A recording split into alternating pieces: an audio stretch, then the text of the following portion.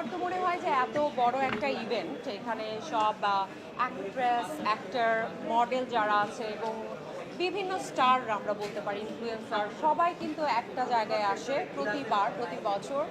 সবার একটা মিলন মেলা। আমার তো খুব ভালো লাগে। আর খুব সুন্দর সুন্দর কস্টিউম পরে সবাই আসে, খুব দেখতেও ভালো লাগে, ভেরি আই সুদিং।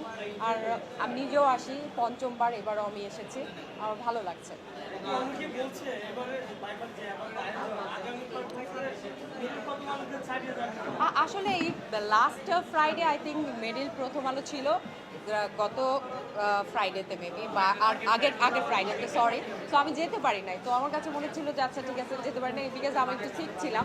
তো এবার কিন্তু আমার মনে হচ্ছিল যে হ্যাঁ, একই ধরনের বাইক, সেই একই ধরনের ফ্লেভার কিন্তু আছে বাইফাতে।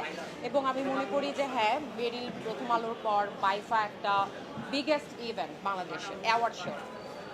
আসলে বাংলাদেশে কিন্তু প্রচুর পরিমাণে অ্যাওয়ার্ড প্রোগ্রাম করা হচ্ছে।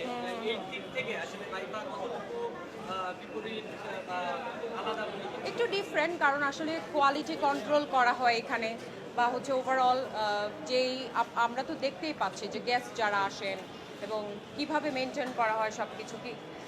সো সব কিছু মিলিয়ে একই প্রশ্ন, একই উত্তর, যে বাইফা আসলেই খুব ভালো করছে এবং সামনের দিনগুলোতে হয়তো আরও ভালো করবে। ওকে, আপু অসংখ্য ধন্যবাদ। Thank you, thank you.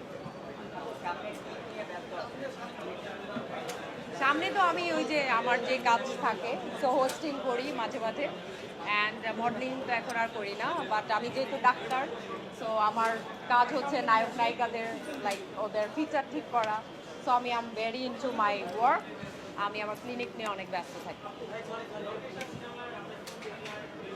হ্যাঁ, আর শাকিব খানকে খুব ভালো লেগেছে, আর আমি খুব এক্সাইটেড বিকজ মিথিলা আপু এবার কাজ করছে। She is very close to my heart, এবং ভালো, আমি আশা করছি যে সে অনেক ভালো করবে।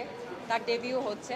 So all the best for মানে মিথিলা আপু অ্যান্ড শাকিব খান। তো আদারল্যান্ড 24 মাতৃভূমি বিশ্ব সংবাদ 24 ঘন্টা।